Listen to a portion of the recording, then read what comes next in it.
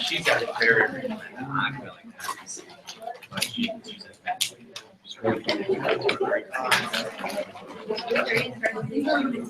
29 to 30. 35. 35.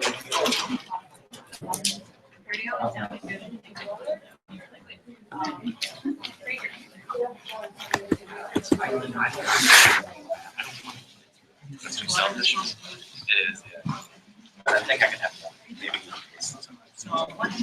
Maybe. That's true. My wife's sometimes you guys are rats. No.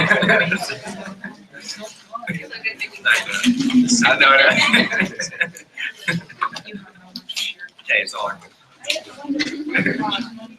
Yes, she is. But she's growing. She's getting better. No, she is like she has like my sister, like her sisters. The funny thing is that my sister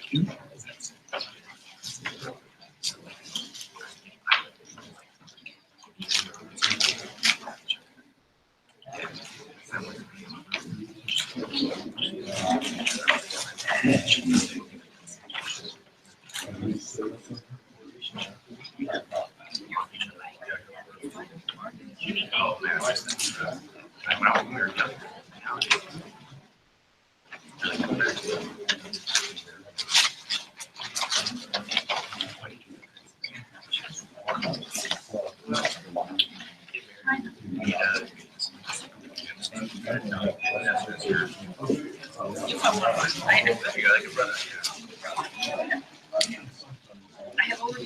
I already sent her. You don't act like I didn't fuck so. Thanks so much, I appreciate it. I knew I was going to kick it over. I didn't even see. I was just like, I knew I was probably going to do well. Yeah, I am in that lid. It would have been my call too. I didn't even see yeah, I guess that's true, isn't it? I never. One thing is, I was. I never even thought about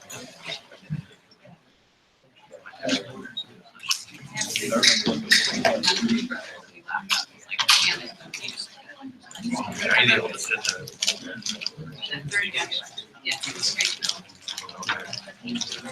Third MCU.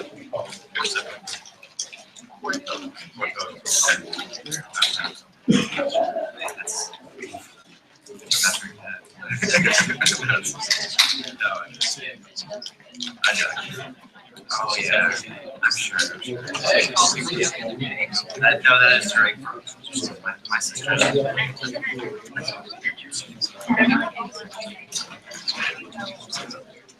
Hey, John, really nice to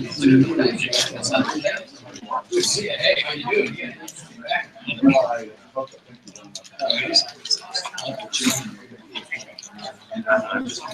I'm all loose.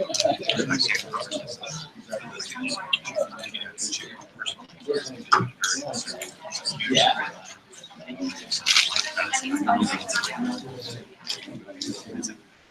But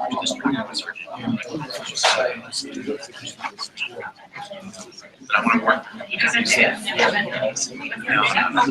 Actually, I did. She was like, let's just. Well, it's right next to her. She was like, let's just have the park. I know, right?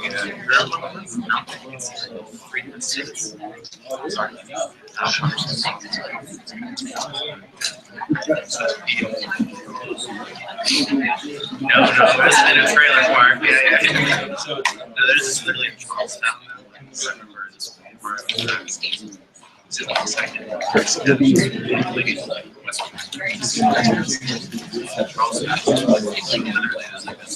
No problem.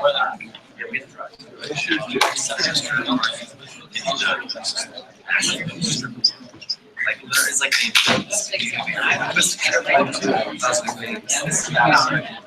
yeah, it's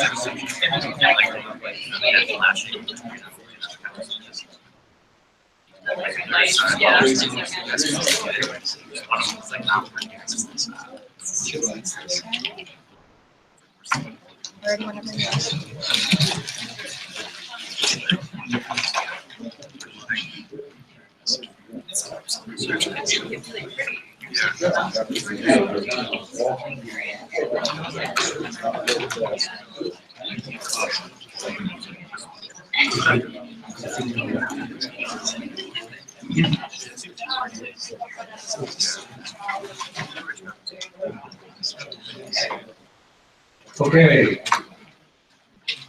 Welcome to our event today. My name is Matt Owens. I'm the Dean of Academics at the Institute of World Politics. Those of you who don't know about us, we are a small independent graduate school of national security affairs. If you have more interest, we have propaganda out on the desk there that you can take a look at, spread around.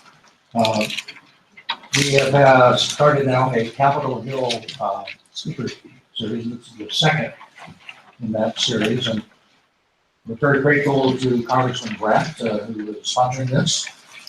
And it was very interesting because the first one we had on the other side of the Capitol, Congressman Bratt actually crossed that invisible line between the House and the Senate to actually come to it.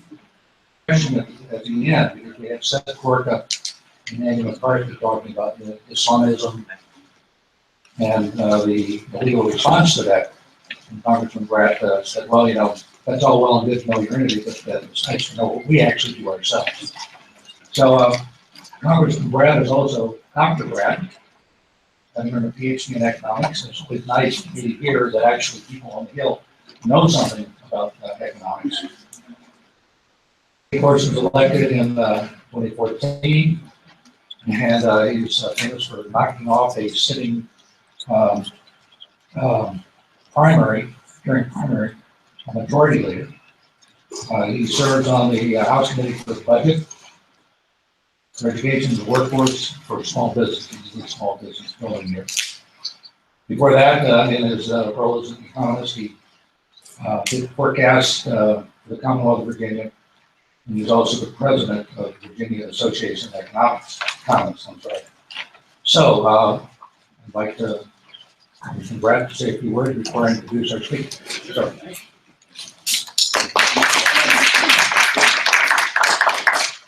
Thank you all for coming out. How many of you are grad students in this room? Raise your hand up.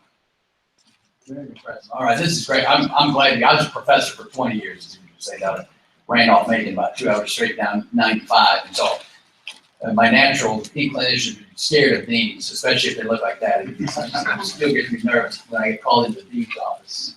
It was never a good time, even as faculty, right? Anybody been called into the dean's office? Yes, very congratulations. Just checking to make sure you're all good. Well, today we're here to listen to Mr. Walsh, and he's got a very interesting background. And I don't want to go off on my bio, but I've been all over the map, right? I grew up in Michigan. I went to Minnesota for high school, back to Michigan for college, worked at Arthur Anderson in Detroit and Chicago for a little bit. And then at the end of the year, when I started going to seminary, and all the partners in the room, holy moly, what's that all about? So I went out to Princeton Seminary, and then from there I went to do a PhD in economics. So they said, what's that all about? Right? And then from economics, I worked at the World Bank and Army a little bit, and then taught for 20 years, roughly speaking. So I've been all over the map. And I'm a liberal arts guy for reading. You can all read my book. It's sold at least 12 copies already. It's called American Underdog, right, for obvious reasons. But you'll just see it's a liberal arts investigation. And I argue the West is basically, you put together the Judeo-Christian tradition with Greek reason, and you get the West. And pop culture is kind of new, right? So the liberal arts is the broad end investigation of truth and reality into all its forms, right? The hard sciences, the social sciences, the humanities, etc. And at Randolph-Macon, that was the beauty of being a small school. Right? I was friends with the guy who ran the popular culture program. He's world famous. So he runs the Disney program. And he's got the encyclopedia of pop culture. And us old folks, I'm relatively old, right? I'm 50-something, brother. This is all new to us, right? And this new way of communication using the web and tweets and all this stuff, and pop culture and what's going on.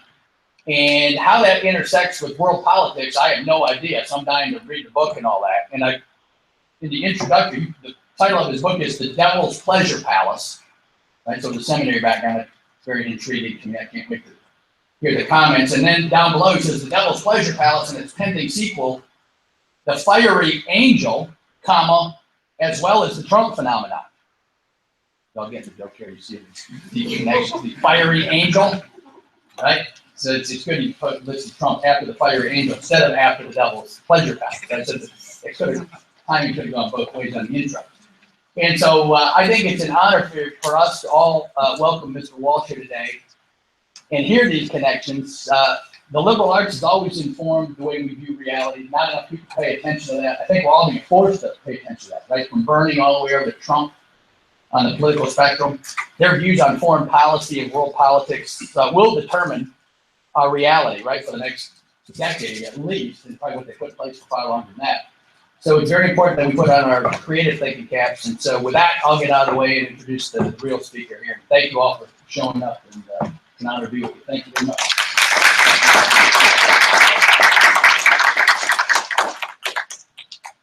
All right, thank you, Congressman. Appreciate that perspective. I wish more people in the Congress and government in general had it, so thank you very much. It's my pleasure to introduce Michael Walsh. At IWP for the last 10 days, it's been all Michael Walsh all the time. We've had him give a couple of talks at the Institute on various topics. He's also going to provide some basically symposia for our students over the next couple of days as well, looking at things like Marcus Lewis and so forth. Michael is a polymath. He's a kind of fascinating guy. He was a music critic and a foreign correspondent for Time magazine when that was a real magazine and did real work. He was in behind the Iron Curtain when the Iron Curtain fell. He he speaks German and French. I'm sorry, German and Russian. I'm sorry, using that. He is, as I say, in his spare time, he just writes and writes and writes. He's written, as I say, as Congressman mentioned, his book on the Devil's Pleasure Palace. He's also written a couple novels. He's got screenplays out there, and he just the idea here is something that we don't pay enough attention to. And that's the idea that when we focus on politics, and that's important, we don't really realize that culture is upstream from politics. And I think of all the people that I know here, there's no one who's pointed that out more clearly than Michael. So please help me and welcome Michael Walsh.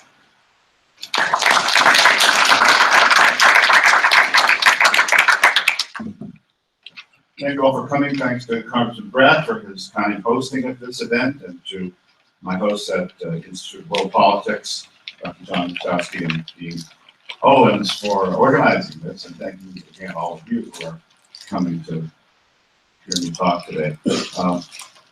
I think we've been set up well, so you know what the substance of my talk is going to be, and then I invite you to think questions and comments and terms of the program or whatever seems to be your reaction to what I'm about to say, and we have a vigorous discussion in the last few minutes allotted to us. A little bit of background for me, as you've heard from Mag. I have a kind of eclectic background. I was born at Camp Lejeune, North Carolina. My father was a Marine Corps officer. And grew up at duty stations all over the country, mostly really nice places like San Diego and Honolulu, Hawaii, but also here in Arlington, Virginia, and elsewhere. I've lived in New York City for a long time. I now currently spend half of my time about in Los Angeles working in the motion picture business.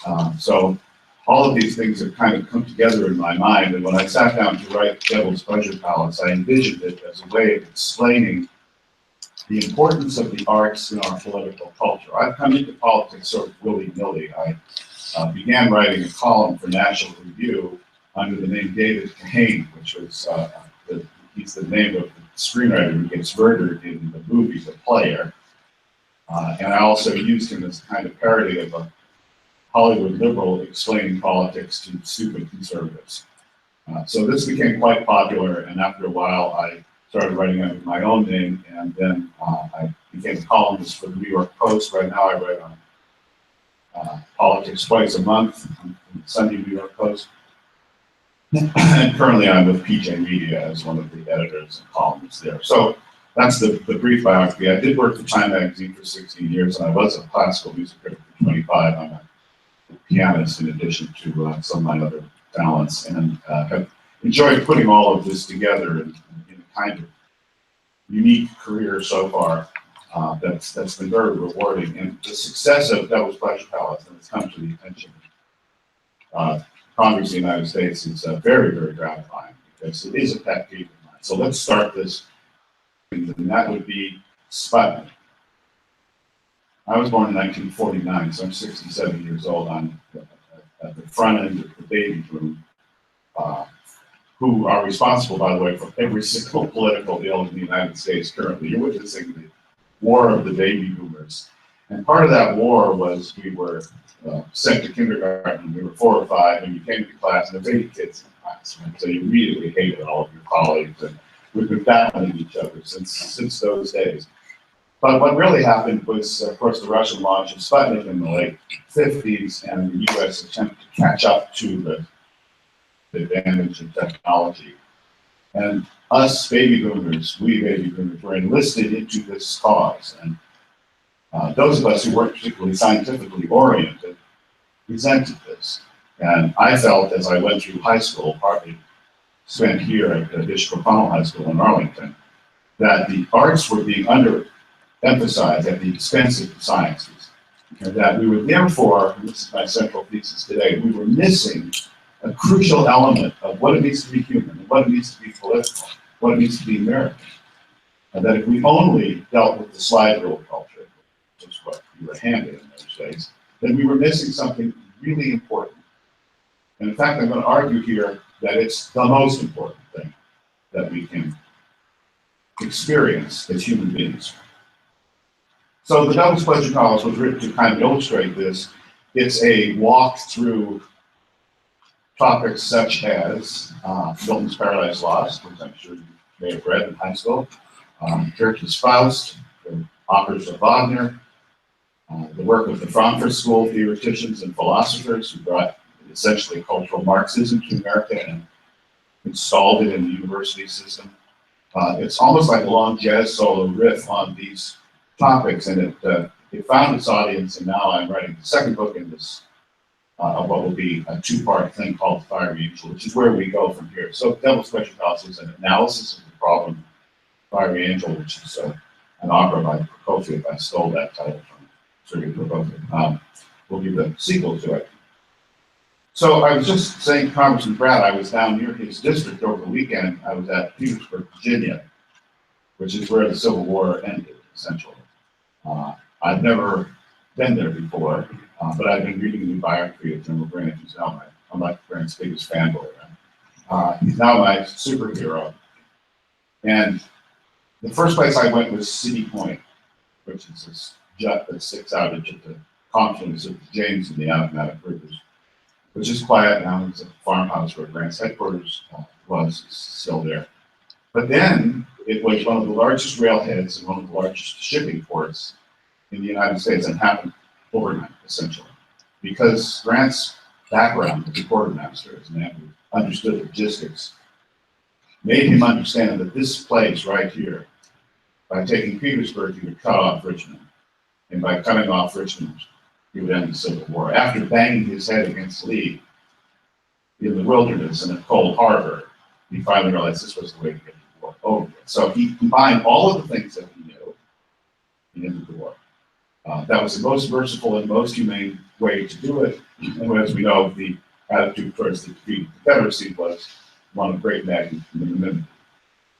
As I watched this, I thought, this is putting into practice what we know as Americans. Because Grant wasn't just a military guy. He wasn't just a general. He wasn't a butcher. He was a great lover of novels and plays. He always went to the theater. You read in his biographies how many times he sneaks out to go to a play. And in fact, Lincoln invited him to our American cousin, thank you, Congressman. Our American cousin, the night that Lincoln was assassinated, Grant turned it down because Julia, his wife, wasn't feeling well that night. Was very well read. He's a great horseman. He had all these talents that combined into one of the greatest figures in American history. And his political ethos came from that. Now, you can argue about Grant's success as president. He had a very difficult hand to follow. Lincoln had been assassinated just a few days into his second term. Lincoln had a Democrat as vice president who blocked a lot of the Reconstruction plans that Lincoln and Grant together had worked out at City Point. Lincoln came to visit him. So Grant spent 8 years fighting, trying to reunite the country and fighting the opposition to the Emancipation Proclamation and the passage of the Reconstruction era amendments. So however we think he did as a politician, he was a product of his culture, and that's my point. Is that Andrew Breitbart, who I knew well and worked with when we founded bigjournalism.com, which is now part of the Breitbart News Network, always used to say that politics is downstream from culture. That the culture, however defined, and we'll move towards the definition of it, is what creates our politics. We don't have politics in the vacuum. And these politics come from somewhere. They come from the nature of the people that we are.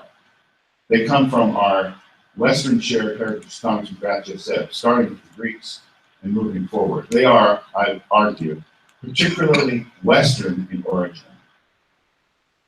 If you follow them from the Greek city-states to the Roman Republic, to Hellenistic civilization, to the Roman Republic, to the Roman Empire, to the Holy Roman Empire, they are passed down in a very clear geographical and historical line of succession to us, to this complex of buildings that represents that Greek classical ideal that we have turned democracy. Now, where does this notion of politics come from? Well, it's interesting to note that Aristotle writes 2 books. And Aristotle was a tutor of Alexander the Great. There's a connection already. But Aristotle writes politics and he writes ethics. And he means both of them to be seriously, poetic rather, and he means them to be taken seriously as a unit, as something that informs the basis of the civilization. Aristotle passes this on to Alexander. Alexander conquers the Persian Empire, conquers the known world, creates Hellenistic Greek civilization, and paves the way for later Roman civilization. So politics is just a way of organizing ourselves into units that are based on these shared cultural principles. And these cultural principles, not specific start with Greeks, are based on myth, aren't they? And legend. You all know the Iliad, the Odyssey. You know the Homeric stories, the non-Homeric stories, part of Greek mythology. The notion of man's relationship with the gods is crucial to the founding of Athenian democracy. It is Athenian democracy. You're reading Aeschylus for the new book, and to go through the Odyssey, to go through those 3 incredibly dramatic and very focused, specific plays is to witness the origin of so much of our political culture today. Back to Sputnik. The problem was we were cut off from this, I would argue, by Sputnik. Of the sciences and on clinical studies, on process, on all of these elements that denature what our real politics is about, which is our culture and the preservation of our culture. Which gets me to this point. You cannot have foreign policy or domestic policy without knowing what you're defending. You can't defend it in a vacuum. So if you can't speak to your culture, then you can't defend it properly. Therefore, I've always argued that the arts should have at least equal primacy with the sciences in school. One way to articulate this is more Mozart in schools, fewer metal detectors. That they educate, they civilize in a neutral sense the youth to understand what is the wellspring of this culture for which I'm being asked to fight. You're all in the fight. So you all work and study here on the Hill, that's a crucial thing. And we need to replace that primacy of the arts. It was certainly true in the 19th century. For good and for ill. You can view the entire political history of the 19th century as an artistic revolution. It's very, very easy to do that, and I'll make that case very briefly. Art, politics. Let's just do a thought experiment. We have the Greeks, we have the Odyssey, with the Iliad, so we have the war between Troy and Greece. Then the Odyssey, Ulysses is trying to come home. What happens to the Trojans? Well, we have the poem by Virgil, the Aeneid, which posits that Aeneas leaves Troy and founds Rome. So right from the start, we have the connection between the Greeks and the Romans. And what's the first line of the Aeneid? Arma virumque commo. I sing of arms and the man. So it's politics and art are inseparable from the instant that civilization is found. The Aeneid is the foundational myth, poem of Rome. And from Rome, we get the very architecture that we are in right this moment. So while it may seem a long time ago, 2,000 plus years ago, it's very, very close to us, and in the language that we are using in the political discussions that we are having. I've somewhat chauvinistically have said this is a purely Western idea. It's hard to transfer Western democracy to countries not particularly, that have not grown up in that same Western tradition. It is possible. India, for example, has been a sterling example of the exportation of plebiscitary democracy into a different environment. But for the purposes of my talk today, and for the purposes of the books that I'm writing, I'm really concentrating on the Western tradition. And what is that tradition? What makes Western culture different? The hero. Simple. The heroic narrative is what I call the word narrative, the primal narrative. If you go back through Western culture, before religion, certainly before the birth of Christ, you find the Christ-like figure, not theologically, narratively, in every myth and legend. I lived a lot of time in Ireland. I was lucky enough to rebuild my great-grandmother's birthplace, so I now put the cows and the Aran Islands out in my dining room window. Cows are especially attractive sometimes when you're hungry in your dining room, so it's very convenient. So as a result, I'm very close to the sources of Irish myth. One of the legendary places in Irish history, the Hill of the Tuatha Dé Danann, is literally outside my window. And the Tuatha Dé Danann were conquerors and gods of Ireland before the Celts arrived. So you can look out and see a place that was immortalized in legend, treated in part by Tolkien in Lord of the Rings, because he came to that part of Ireland a lot, and it's now sitting there in New York. So you're never very far away from the roots of your culture if you look for it. Sometimes you get cut off and you don't look for it. But that heroic narrative is Western culture. It is. We have a system here in this country where the president is obviously the primary person in the United States. He is the hero of our story, whether we like him or whether we don't like him. It doesn't. That heroic figure can be, it can be Ulysses. Ulysses is a character that doesn't want to fight, fights, brings down Troy with the Trojan horse. All he wants to do is go home to his wife. And it takes him years and years and years and years to do it. And finally he does. He encounters the suitors who are trying to marry Penelope and steal his fortune, and he sorts them out. He becomes, from an inauspicious beginning, of someone who is almost cowardly and not wanting to go to the Trojan War, he becomes the hero of the Trojan War. The Chanson de Roland, for example, in French literature, is about Roland the Knight, who is left behind with the detachment of Charlemagne's soldiers and pulled off the invading Moors. And Roland sacrifices his life in order to save his comrades, and then allows Charlemagne the victory that is to come and push back the Islamic conquest in the 9th century. Western literature is filled with these characters. They sacrifice themselves in war. They give up everything that they knew and loved in order to answer a higher calling. And this is our heroic narrative. Let me just read you briefly here something I wrote in Devil's Wedge Palace.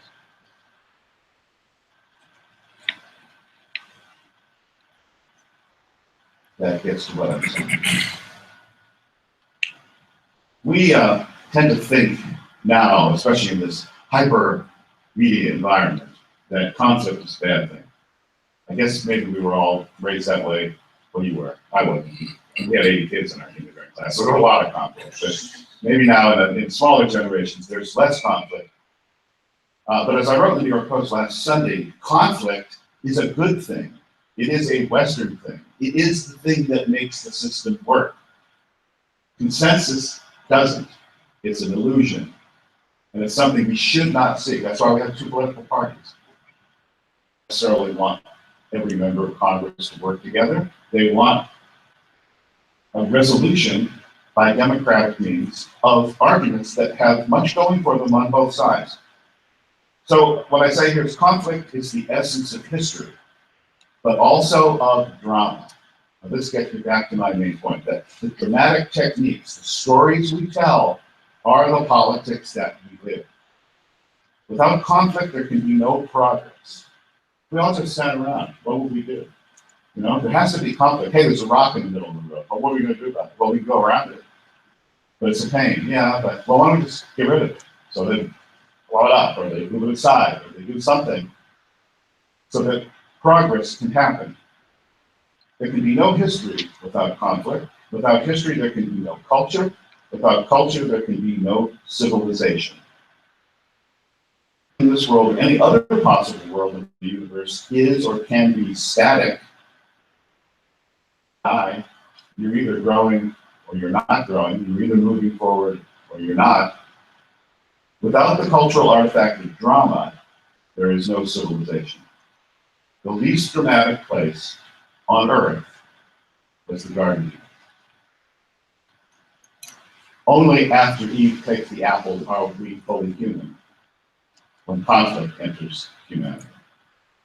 So there's a lot of this sort of theological discussion in Devil's Wedge Palace as well about what it means to be fully human. We won't go into that today, but I want to stick with the point of drama, that drama drives politics. Just take the media, for example. I was in the media for a long time, 25 years with the so-called mainstream media, 16 at a time. The media thrives on drama. It pitches now every story as a conflict between good and evil, doesn't it? Just think about it. Trump's evil, Democrats are good. Democrats are evil, Trump's good. Anyone who wants to rescind Obamacare is evil. Anyone who doesn't is evil. We argue about this constantly, and that's a good thing. That's a good thing, because that is the essence of civilization. It's the essence of our politics.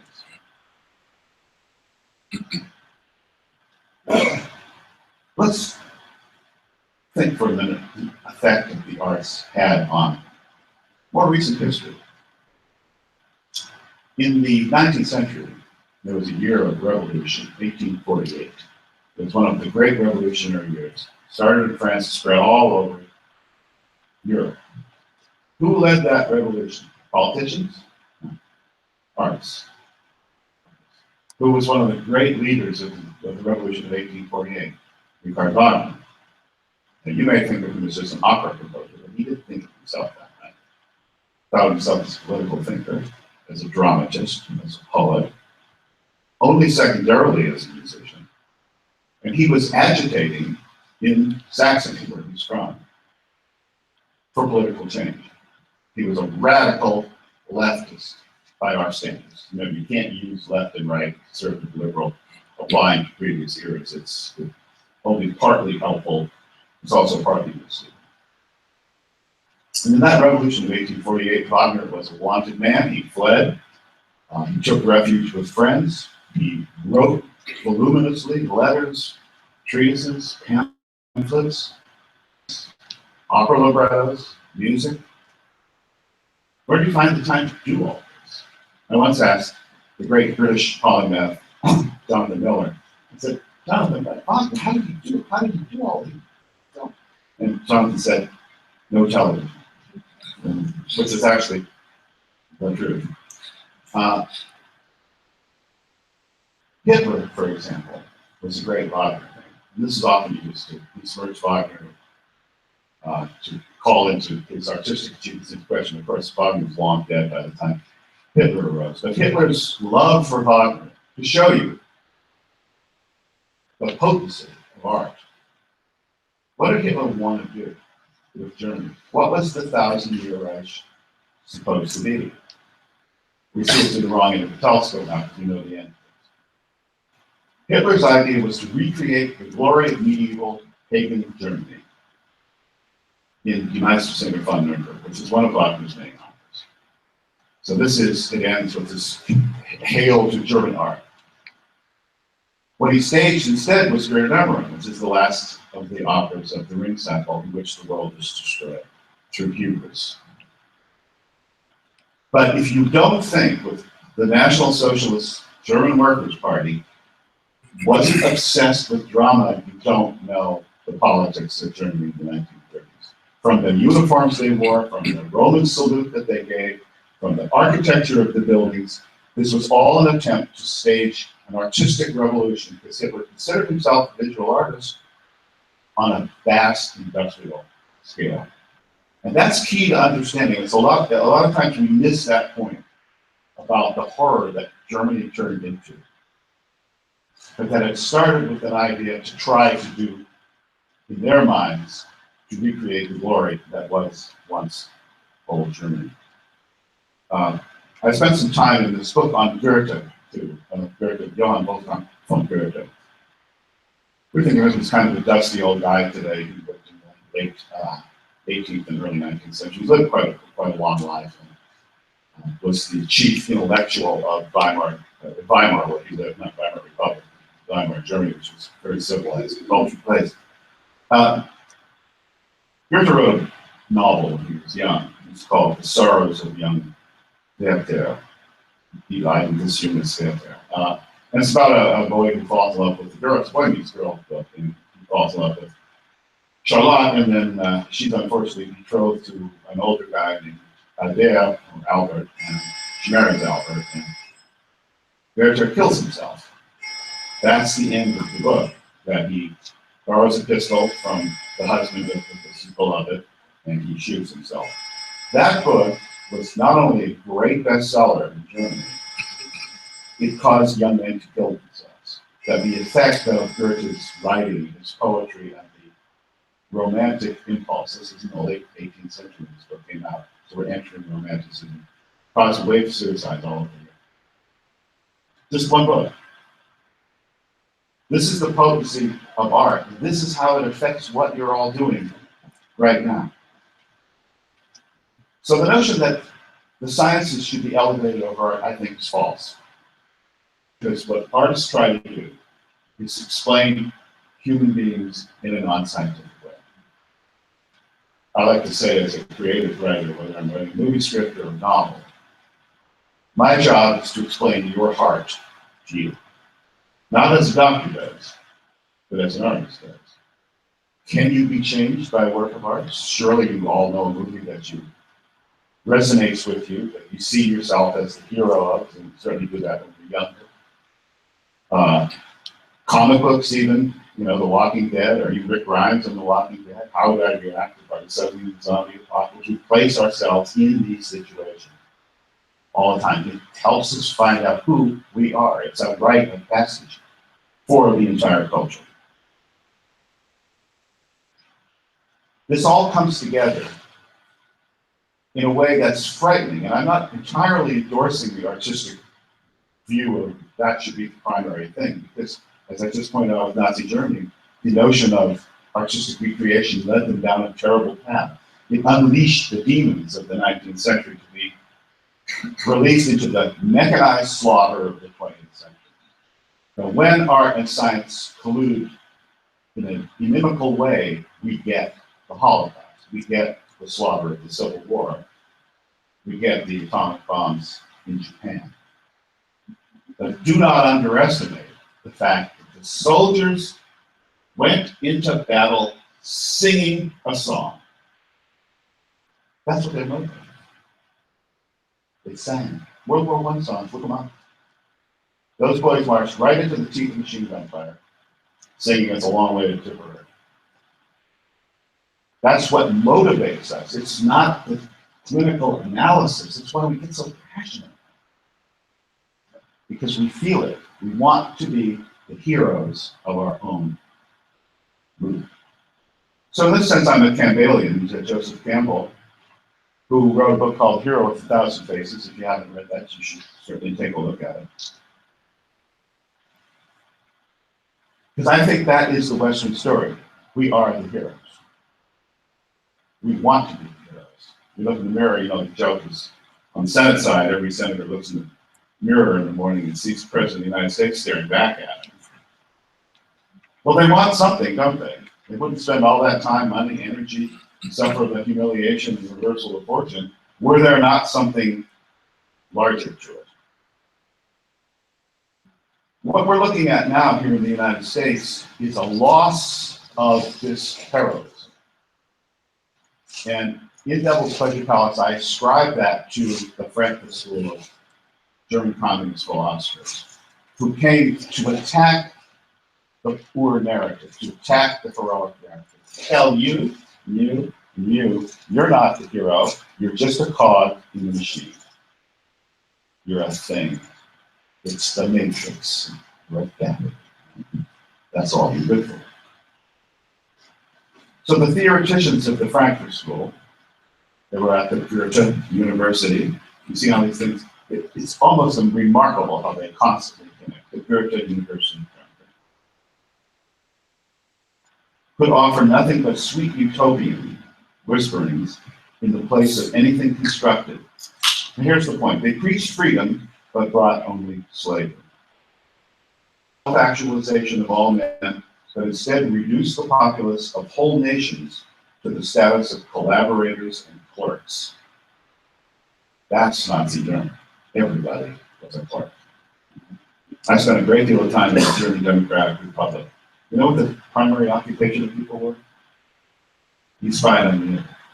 That was your job.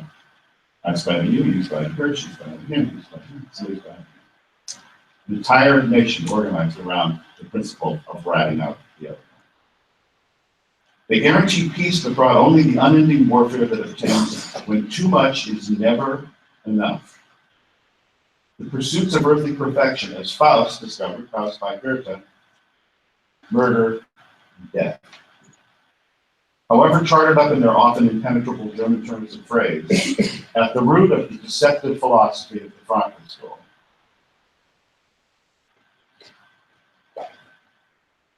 lay incitement and rage in the service of the quest for power over their fellow men. The devil always wears the same mask, and yet each generation must penetrate the disguise for itself or perish. And this brings me to the conclusion here.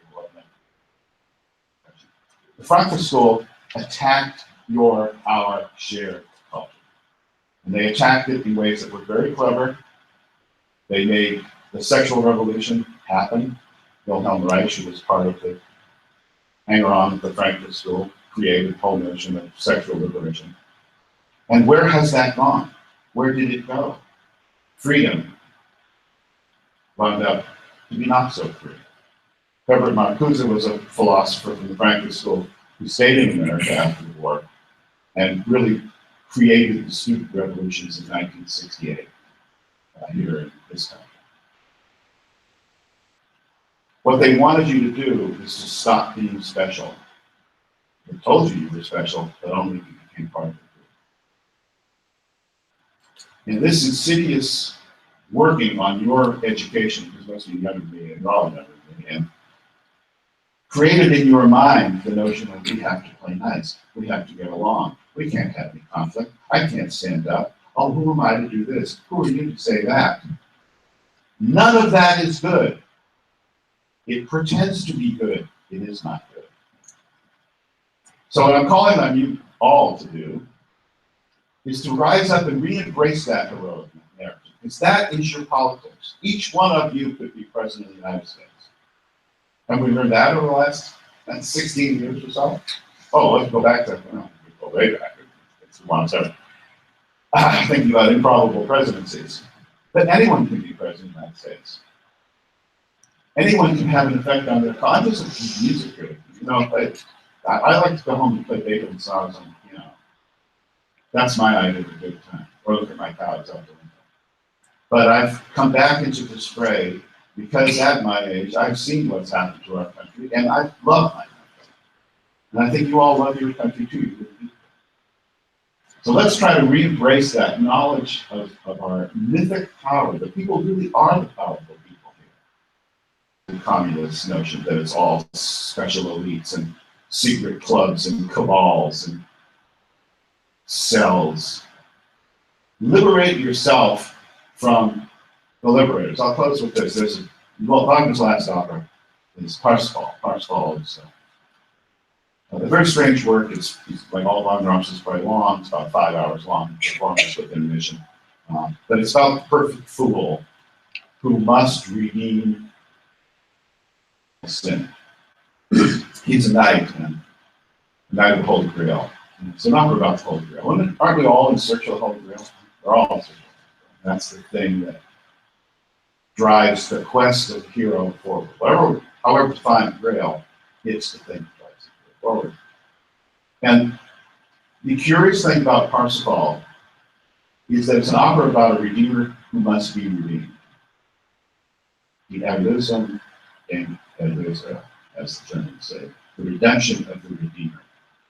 Even in one of our greatest works of art, which elevates the hero himself must be redeemed. We're all fallen. We are all children of Eve outside the garden.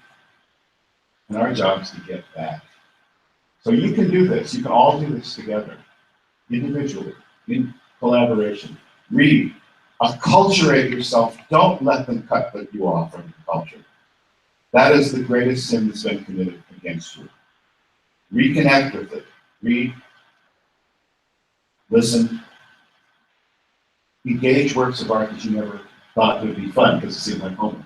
It's not. It's vital. It's your life. So with that, let's get some questions. If anyone has, I'm happy to discuss any of these things. And just emphasize again that you cannot live without culture. You are not a person. You're not fully human. Yes, yes, ma'am. Well, thank you very much for this interesting and insightful presentation. And I actually come, a quarter of my life is spent in the Socialist Society. I'm from Georgia, country. And another quarter I spend in the United States. And so I definitely see that the differences in culture, how they on one side, like who are you to speak and to say something? And here it's the opposite. We want to hear you. Opinion. So I totally agree with what you said. Could you please also define what culture is for you based on this context in Western? Yeah, we talked, Congressman Grant talked a little bit about pop culture and high culture, and thanks for bringing that up. I think there's really no difference. There is culture that comes from the people. Most high culture today, you know, you think, oh my God, it's a teacher with opera, like, well, I'm singing.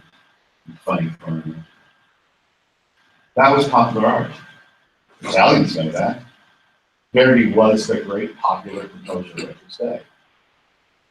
Wagner was more of a political thing to use the arts to advance his political program. But most art starts out as popular culture and then it bubbles out. Now, I'm not particularly partial to contemporary music, but why would I be? I'm too old for it. Whereas my children, that is the water that they swim in. To the culture. I mean, for example, here's an example. The Middle Ages, there's a tune called The Armed Man. Speaking of arms and man, right? The Armed Man. L'Homme Armé. It was the most popular melody in medieval France and all over Europe. It's used in countless masses. Okay? So this is a little bit like writing a sacred cantata on the themes of Jay-Z, I guess. Or something that you wouldn't think of putting this together with that. And yet in the Middle Ages, the L'Homme Armé masses, you see it over and over and over and over an example of pop culture rising to the level of high culture.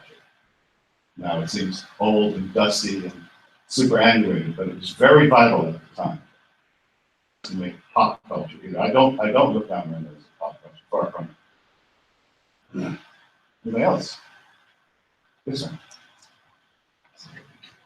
In the Western tradition, we say that the family is the basis of culture and politics. Yeah. In current times, the traditional family has been assaulted, it's being torn down. Is there a way to reconcile that while regaining our culture? Yeah, I think there is actually, and I'm not going to take either side in this particular argument because I think family is the basis of civilization, and that's an irrefutable historical fact. However defined, but we generally define things as they most commonly are, in this case, it would be a man and children. That is the unit of society around which people form themselves. Now, how they divvy that up, it's up to them. If we think back to Greek society, every man in the Greek polis was expected to be a hoplite, that is, a fighting man. The Greeks organized their battles so they didn't go on forever. They were one-day events. And the hoplites all dressed up and they had their shields and they formed in their phalanxes and you protected the guy here and your sword hand was free. And you went out and you fought, won, and died, and you went home. And the women and children stayed in until the boys were old enough to fight. That's how they organized that society. We would say, well, it's sexist and it's great, whatever. It isn't more used. But it worked for them. What works for us is fine with me. And I think alternative family structures are fine, as long as they're family structures. As long as that loyalty to kin, however defined, isn't atomized. And what my complaint with Frankfurt School is it atomizes that very thing. It tries to make you think you're part of an anonymous hive when you're not. Our polis is made up of units, starting with you, your family, other people, your friends' families, etc. I think we can engage on that issue without seeming that we're calling for some, Bible Belt morality or ancient Roman proclivity, whatever. Let's just use it. Who else? Yes. Oh, sorry. I've got a couple of questions. Sure. First off, how does politics stresses conflict? Mm-hmm. That's in the modern view of politics. But also talks about political situations in the city and the nation. The importance of friendship. Yes. And that friendship is based on continuous significance. If all these arguments about political means that you have, all the big arguments about who should rule the view of meaning. But basically, there has to be underlying and overlying all some kind of friendship based on it. It's not based on conflict. So your conflicts actually serve a higher cause.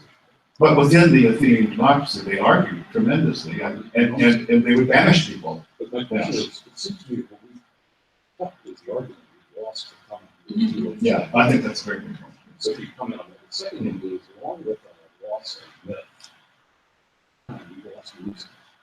And I'm not talking about slightly reason. But when Plato talks about the myths, he often calls them reason accounts. Rather than broader notion of reason. Like the best speech that I've seen last year is less than Can you comment and maybe signal a little bit where you're going in the next part on how we can recover not just myth, which is important, but reason as well?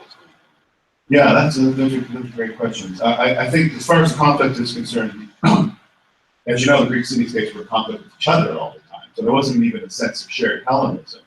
You don't really get that until Hellenistic civilization. That's the point of Alexander's Beta.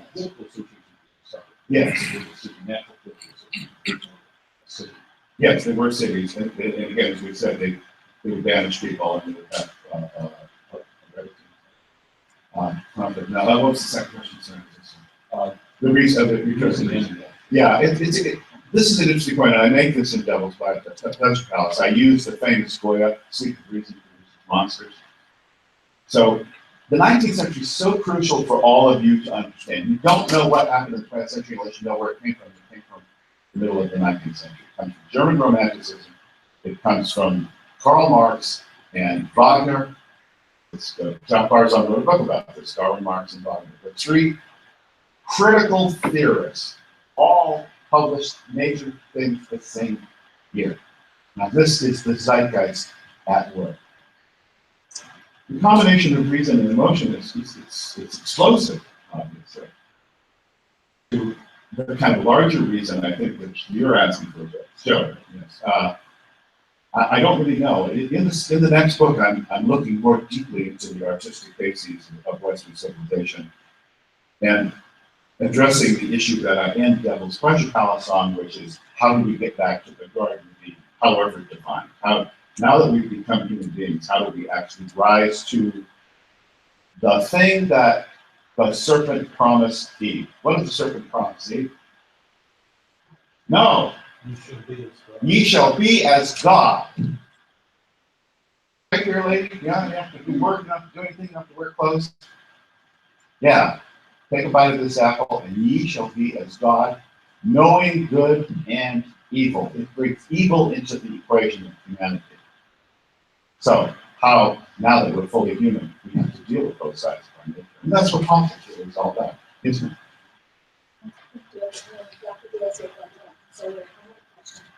The review of writers can be on each side of the Bible. For the biblical heroes, Yeah, I have. You want to name any specific biblical heroes? Or? oh, David, Joshua, Solomon, Yes. Jeremiah, Daniel.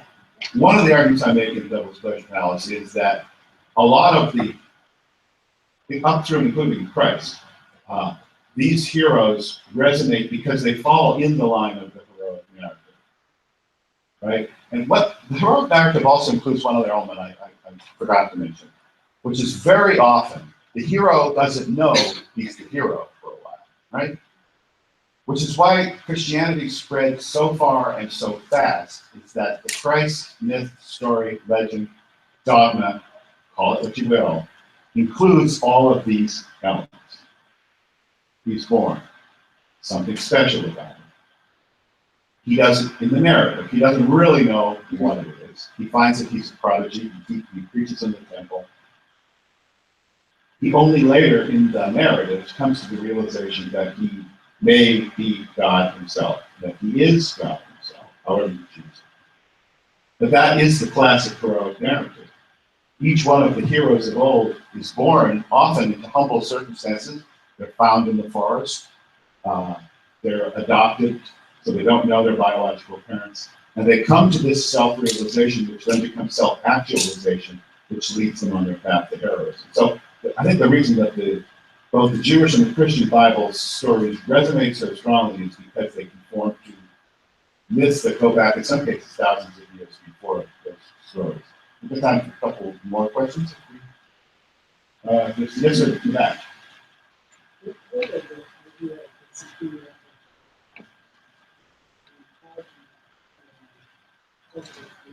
Yeah.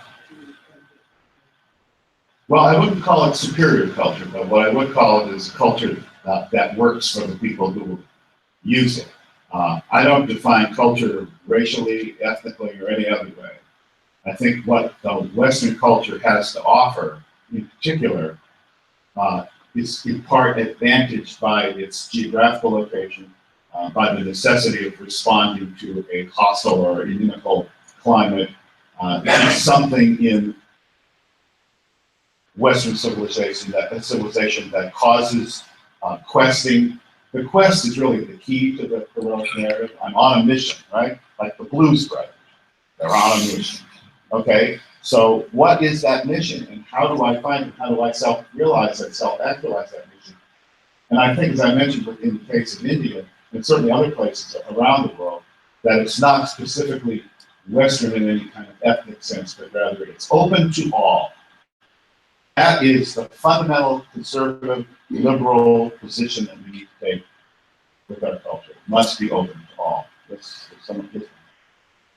Hello. I come from Ukraine, Yeah. and so I studied in school in Ukraine, and I have a very interesting view on arts in the school because we were taught a lot of it, literature, music, art, anything. And what I want to make a comment, and maybe you will have something to say about it, is that art is a very useful tool for propaganda, Yes. and you have to be very careful with it. So again, like hard science, you have to still be very careful picking this. The substance of art classes, again, if it's in schools, universities, anywhere else. And I think the people in power that are making these decisions in educational sphere will have a lot of influence on them, the young minds. Well, I think you're right. I can speak to your culture because I've spent a lot of time in Moscow and Leningrad. Soviet art was designed to help create the new Soviet man. As long as we're all confessing our connections with the Russians, I just thought I should tell you this. I was hosted at a lunch in my honor by a member of the Central Committee of the Communist Party in Moscow. So I'm totally a secret agent of the Russian conspiracy. But I spent a lot of time going to Soviet art. In fact, I was invited by this member of the Central Committee of the Communist Party to go to one of his operas, and it's terrible. And all of those Soviet operas that were used to propagandize you are gone. They will never be performed again. They weren't real. So it's the manipulation of the art that's the danger, not the art itself. The art itself is, in a strict sense, amoral. I never judge works of art morally. I judge them by effectiveness and by the emotional presentation. There are a lot of elements of culture in a lot of people, in many people. Duty, for example, family, honor. I wonder why you pick up only on heroism or heroic to make the basis of the culture that we're talking about. Yes. And number two, can you look into, have you made an inventory of other cultures maybe? Like the African culture, for example, and determine that they don't have, or they have those elements in those. Say, for example, if you limit yourself only to heroism, did you look into other cultures like the African culture, for example, to see if there's those traits in that culture? Yes, thank you. Yeah, no, in fact, no, I don't think the expert on any culture other than Western culture. Obviously, I'm interested in other cultures, but the point of Devil's Touch Culture is a rather short book. It's strictly Western culture and Western world. You're absolutely correct that duty, honor, country, it's the Marine Corps motto, is part of heroism. I guess my point that I'll make and we'll wrap up is that both the military side and the artistic side come together in unique and very potent ways. And by not being aware of the artistic side, we only see the science and military side, then we are missing out on half the story of how we got here. Real quick, yeah. You mentioned several examples of artists using their platform to create a political aim of message. And I wanted to ask, in many instances, do they receive as much pushback as they do recently? We have artists who use their award acceptance speeches to make political statements, and they are receiving a lot of pushback that they should stick to what they know. Is it, in your opinion, They were no street, right? for example, is it your opinion, is it because they're not creating a deliverable of a piece of art that has a name, or is it because they're just as people, individual, making statements while also being? I have to answer real quickly. We're the people that tell the actors what to say. And if they don't have the lines written by me and my colleagues in the Hollywood, they're on their own. So they're actors, right? The creative artists put their passion into the actual art. She's a great actress. We'll leave it at that. Thank you so much for coming, everybody.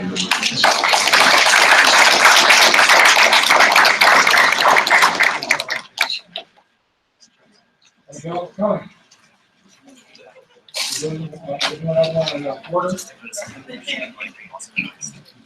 Information on the table.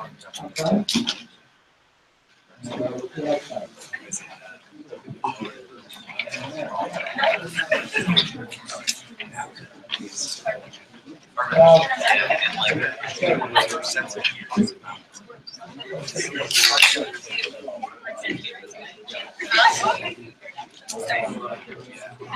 We'll see you next time.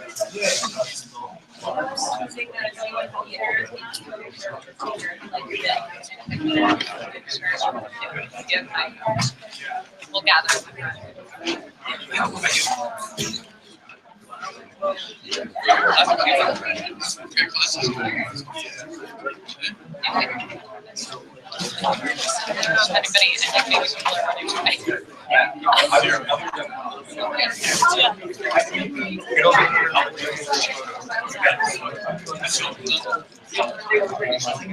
Oh, no, I was.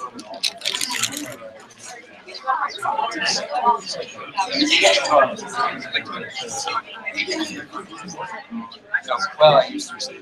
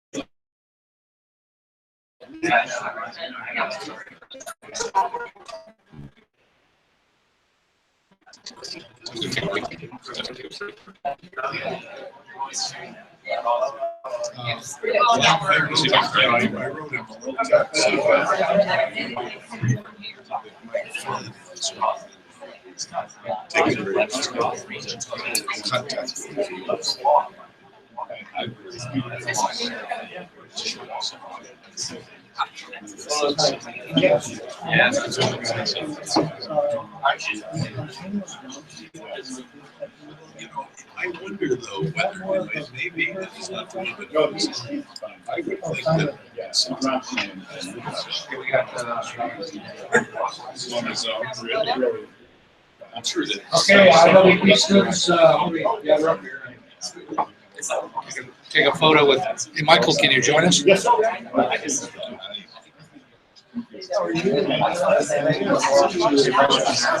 have another two slides? No, I'm not a doctor. I didn't want to make sure he gets a title. Okay. He has a working man's fee. Yeah, don't place her. Great, that's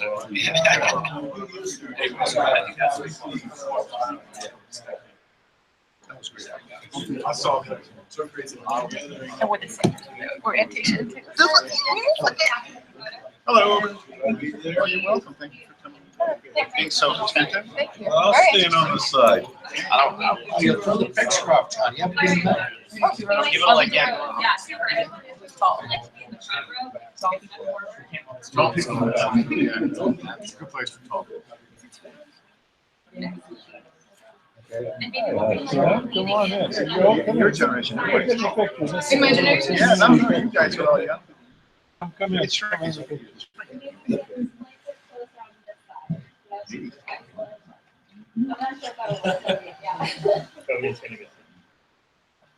we'll try one from here, and then you have a great idea of taking one from over here.